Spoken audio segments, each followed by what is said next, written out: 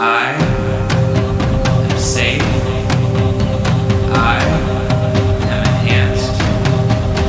I am supported. All is well. Hello, hello, and happy day, everyone.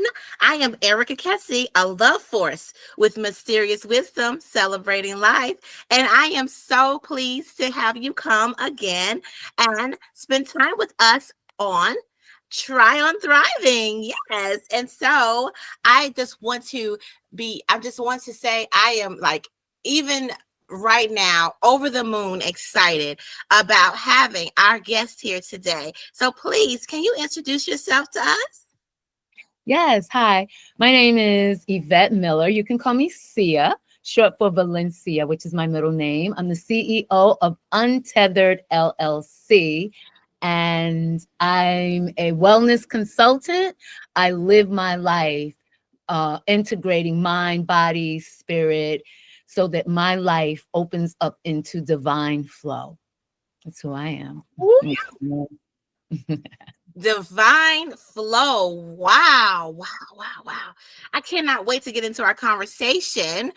So the first question that I would like to ask you, so as a CEO, you know that it takes a thriving you to have a thriving business. So how was it for you to complete the Thrive Plan?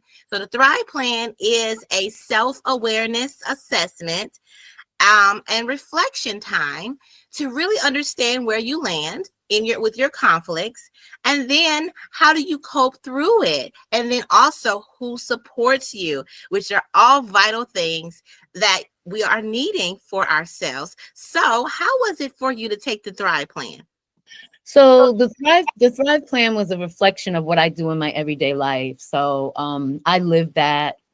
I just live that. I'm born to do this. I have what's called the God gene. From when I was little, I just understood that, and an unexamined life is a life not worth living. So I always examine my life. So your plan was a reflection of how I live my life. So. Yeah, amazing. So tell me about the God gene you just mentioned. So my parents were not religious or overly religious or anything, but when I was very little, very young, I would hitchhike to church. It didn't matter whose church I went to. I would go to church on my own. Back in the day, you can walk. You can walk in your neighborhood and be okay. We would walk. I would walk probably about a mile. My girlfriend was Catholic, and I always had knowing, this knowing and feeling that I was watched over by this divine being, and I had to live right because I knew I was being, watched over and for. And I knew that at a very, very, very young age, and did healing work at a very young age as well. Absolutely. Yeah. So I knew. Wow. So I've never heard of the God gene before, but as you are speaking about it, I I call it claircognizance. And so that's what I say. I just know what I know. I know what I know. And I remember being little, just looking around like, what is going on here? Like, it is chaos. And I'm gonna I got work to do. Like, I knew that I was purposed to be a light. And I've never heard of it being called the God gene, but I did know that there was a lot of healing that I had done from a very young age with everyone around me and being able to lift people. So speaking of that, that's the first thing I think about you. You just naturally, just Yes, with ma'am. that smile and the glow that's coming from you, lift people. Yeah. The hem of So his garment, the hem of his garment, right? Like, so that you don't even have to be Christian to understand the Christ consciousness of when you are centered in your highest self. Anyone that is in your sphere or in your thoughts, when they touch you, are so enlightened and illuminated, because that's what we are. That's what we are. You know, yeah, I remember being in a really horrific car accident. This man knocked my family and us over a cliff, and we ended up in water. And and everyone was I was knocked unconscious. I was 5 years old. But what happened was, I didn't have a seatbelt on back then in the day, and we would really literally locked over a cliff, landed in water, and I was protected. How do you survive that? The car, and we were in a convertible. The car turned over and over and over and landed in water. I was protected. And it was such a horrific accident. It was in the newspaper, and we weren't in our state. We were traveling, so family wasn't around us. So this minister saw us in the paper, and he said, every one of my congregants, every day, someone from my congregation will go and visit this family. And my parents couldn't visit me. I was on the pediatric ward. Those people, I turned 6 in the hospital. Those people celebrated my birthday. How did they know it was my birthday? They looked on my file. So, and I will never forget. I remember that I was in pain. I was in a body. I was this, right. So that shows I was protected, and makes me think of this beautiful prayer by Marianne Williamson. It starts off with, "Oh God, enter where you already abide." God already abides in us. It's we who forget. We think that God needs a GPS to find us, right? So God's already there. But when we call upon it, we remember, enter where you already abide. We are supplied and supported and protected and guided. And I look for the good in everything. So that's my story. I got goosebumps. Wow. Okay, you all. If you listen, wow. Thank you so much for being here and shining your light on us today. And so tell us about what you do and how you have made such terrific gains with all the people that you've touched. Well, people who come to me, right? They come because they realize that their thinking is powerful, but their feeling about themselves is not integrated with that. And so sometimes they'll find that they're working against themselves, right? It's almost like a cow that gives a good pail of milk and then slips his hoof in it. It's like 100 steps forward, 1,000 steps back, and they don't understand, why can't I break from this pattern? I'm working hard. So they come to me, and I, with them, because they're the expert of their lives and I respect their agency, but with them, I facilitate a process, which I'm gifted at, where we can integrate the mind, body, and spirit, so you invite divine flow. You don't have to work so hard. You just don't. If you are in alignment with your highest self, the universe, God makes sure the universe conspires to assist you in your rise. That is what we're here to do, to shine. And I live this. I live this.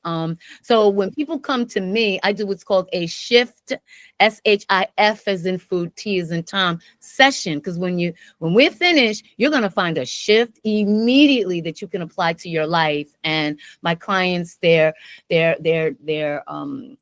income doubles. They find their dream jobs. Things just the obstacles clear. The obstacles clear, and so that's the work I do. And that's the work like when we opened up the show, you shared with me that you only, want to be in spaces where there's this intentional, purposeful living, right? And so that's what I do. I open up those spaces. I surround myself with those kind, and because I know I have the God gene.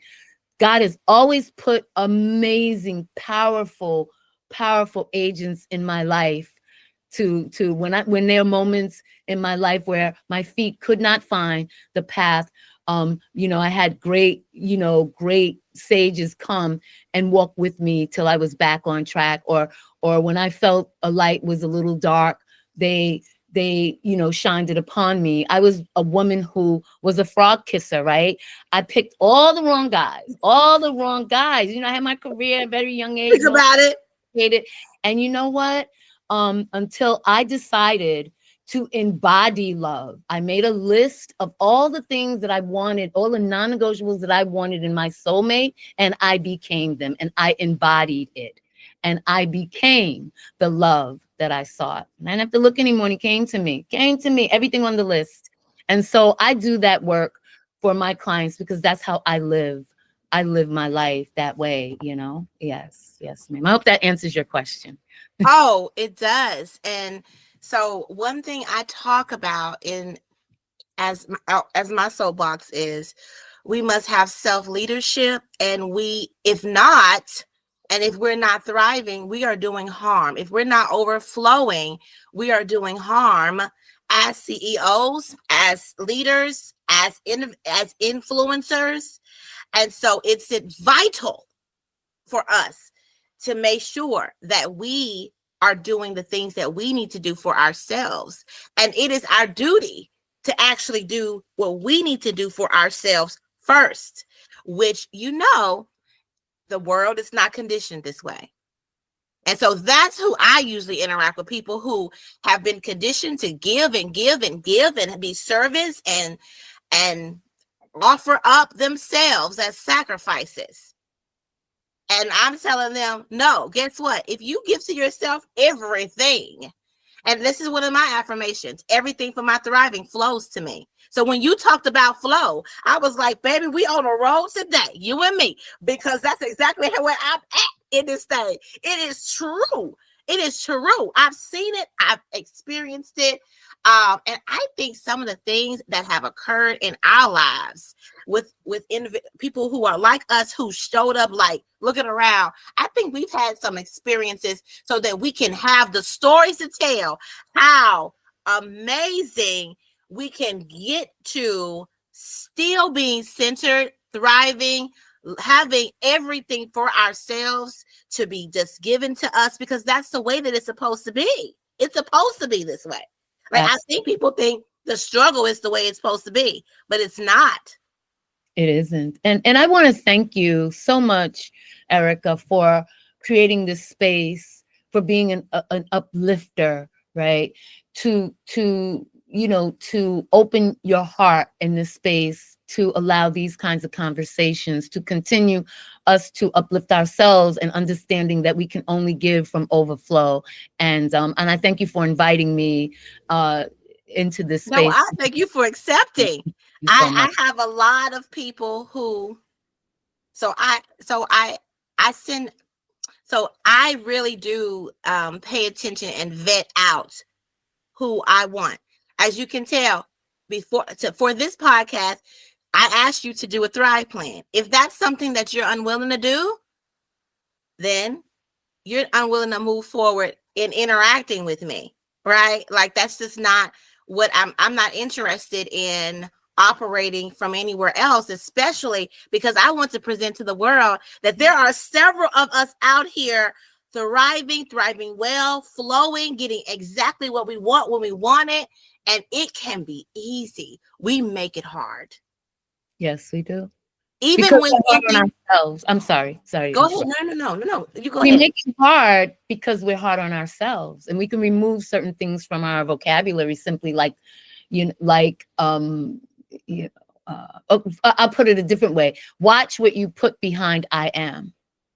So yes. I am is powerful. So if I am wealthy, and the way I pray very differently. I've learned how to pray because I've been in spaces where the prayers I was praying wasn't working, and I had to get a bigger. I was a child of a lesser God, and so I had to redefine who God is, so that I could understand just the miracle and the infinite omniscient power that is there. So I learned how to pray. I don't pray from prayers of petition, but from affirmation.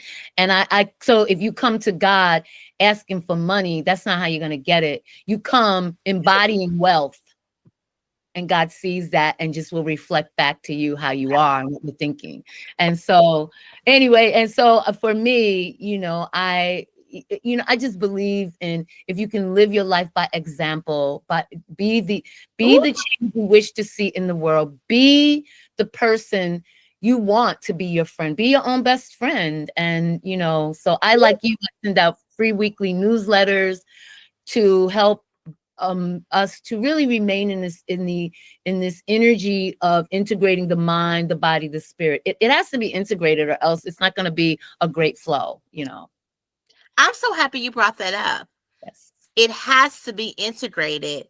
So there's a buzz thing around that everybody is talking about mindset. And I say people need to get a full set. It's like having just the fork. Sometimes you need a spoon and a knife too. You got to have all of it. It's a whole alignment of your mind, body, soul, your mind, your heart as well, your gut. All these components need to be aligned. How do you do that? That's spending time with yourself. That's reflection. And just being in that space, allowing yourself to be as well. Because a lot of the people I work with, they are fighters. They have that trauma response of going straight into fighting. I'm just going to get everything done. I'm going to do it anyway. I'm going to neglect myself in the process. But that is not going to get you anywhere. The pressure of that is not going to get you where you want to ultimately be.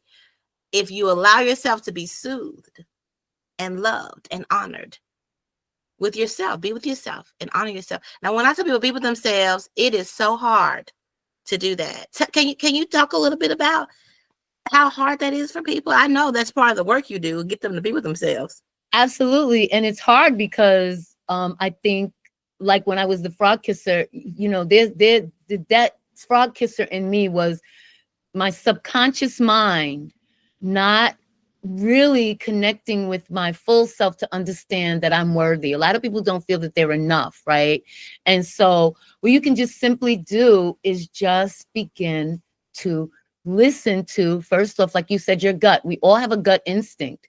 And there's research that shows that people who have mental health issues have gut issues, right? And so we want to first nourish ourselves. A lot of people want to go on diets. It's not what you're eating, it's what's eating you. And so we want to really just connect. You're so funny. We just really want to just spend moments with yourself. Just maybe 30 seconds of silence, just sitting and scanning the body. You could just sit. You don't have to do or you could be driving. Just sit and get really quiet, because there's peace and stillness. Peace, be still, and just scan your body and see what part of my body today in this moment needs a little more loving care, right? That's it. I always believe in small little steps. And one of the things that I'm also doing, I'm doing a Galentine's Day gathering this Thursday to really speak to this part. How do we do this? How do we bring healthy habits of just loving yourself? You are your own best friend. You're the only person you can't get rid of. You can't, everywhere you go, there you are, right? People want to choose locations. You're going to keep coming back to the same spot because you are home. You know what I mean? You are your church. You are the destination you seek. You think you going out, like they say that the world, what is happening in your life is like this analogy of you looking into a mirror. Whatever you're thinking into that mirror is exactly what is reflecting back to you. So if you want to look at if you meet someone maybe who pushes your buttons, there's something in them that lives in you. And especially if you get, you have a reaction to them, that's some work that you might want to look at in yourself. And it's all about being kind. Love is patient. Be patient with yourself. Love is kind. Be kind to yourself. Just start off with loving your hair, right? A lot of us struggle. Women struggle. It's a multi-billion-dollar industry because of our hair. We don't like our hair. We don't like this. We don't like that. Let's just start with what we do like, what we do love, Radical acceptance, radically accept just who you are and know right where you stand. You're doing enough. You have enough. You are enough. Just sitting with that and understanding that. Just sitting with that for a moment, thinking about that. I am enough. Yes.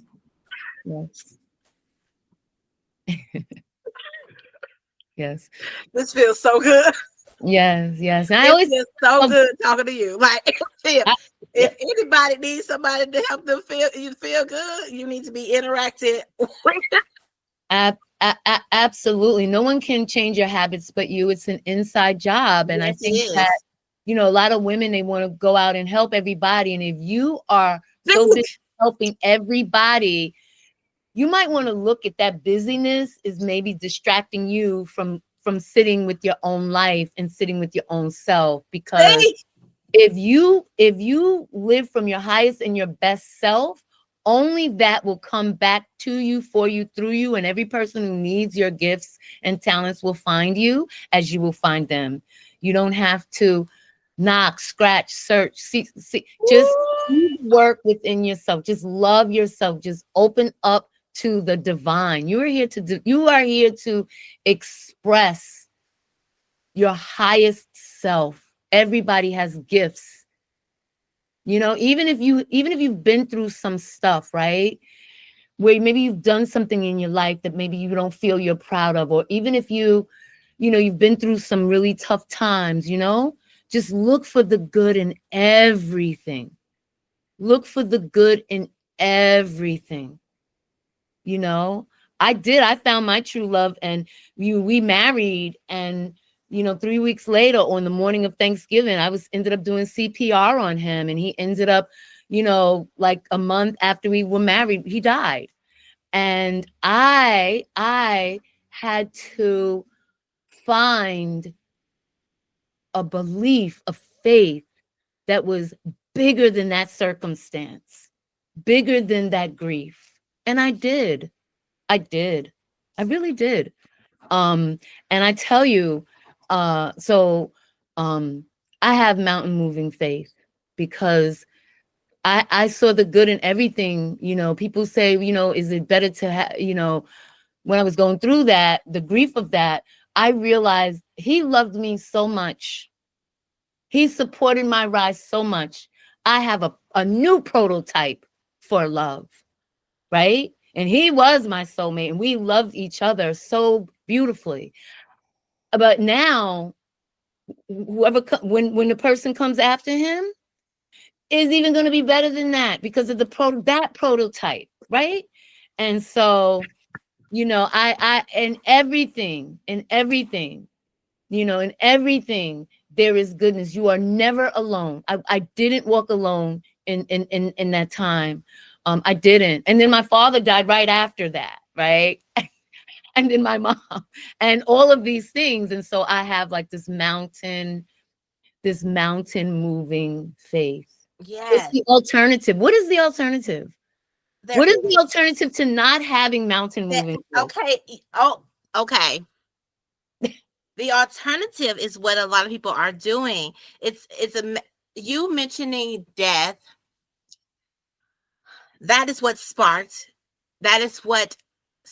me to create the Thrive Plan. I lost a child from an ectopic pregnancy. Yes. And I lost my will to live. Right. And so as a therapist, I'm a licensed professional counselor, as well as a therapeutic CEO, but CEO and COO. It's after losing the child, I lost my will to live. And I knew as a therapist to give myself a safety plan, because that's what you do to people who are suicidal or who have lost the will to live. But then while I was doing it, while I was creating my safety plan, because I said, let me go in here and do something for myself, I said to myself, why don't I have a plan to thrive? Which is why I have this tool. It was created out of that. Then I started giving it to all my clients. It allows us to get past a lot of the sitting and processing the past. When we actually, yes, we need to let that receive the healing from the past, okay? But it's not that you go and just think and pressure and why did this happen to me kind of thing. It's you soothing yourself from it, thinking about it and soothing yourself, having that pain and soothing yourself. That's how you move through the grief. Every time you think about this person, you honor them.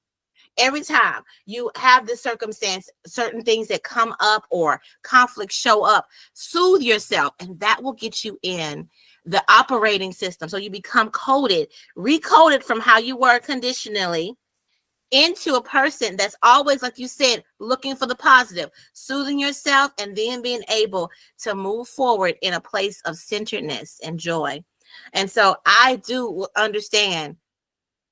I have been one of the people who people tell me that I can't do something as quickly as I can, but as soon as I say I want it, I can leap to that outcome. If I don't get in the way of it, if I say I want something, leap right over there to it. Because why is it that I need to struggle? We don't have to sit in despair. It's not necessary, even though a lot of people are just content with that. And when people want to be that way, they want to sit in their despair. I I will let you. You people want to live their best life the way they want to live their best life, and go on do that. I'm gonna do this because that's just not.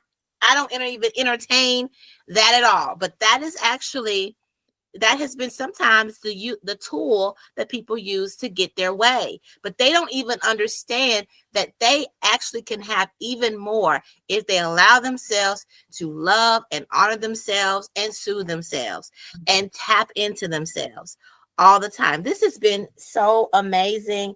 Thank you so much for being here. I do want to ask you two more things before we end. Is, are there any new coping skills or things that you'll be doing to amplify your thriving from this time forward? Yes, I want to continue to do my newsletters. That helps me to thrive and to share that with others. I'm going to do my Galentine's Day event that really helps with self-love.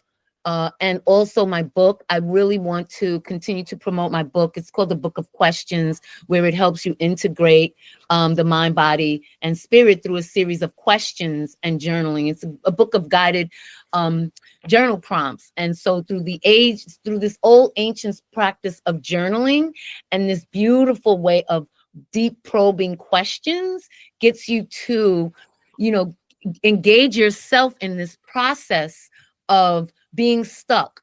And I want to say, I'm so sorry for your loss. I also want to share, as I was listening to you talk about that whole grief process too, because my brother was murdered. My mother lost her child. So, yeah, absolutely. And it was just me and him, he and I, so I understand that. And, so when I look at, for me, and I'm listening to you, when people say, oh my God, this is grief, and how do you find goodness in it? But that becomes the spiritual path.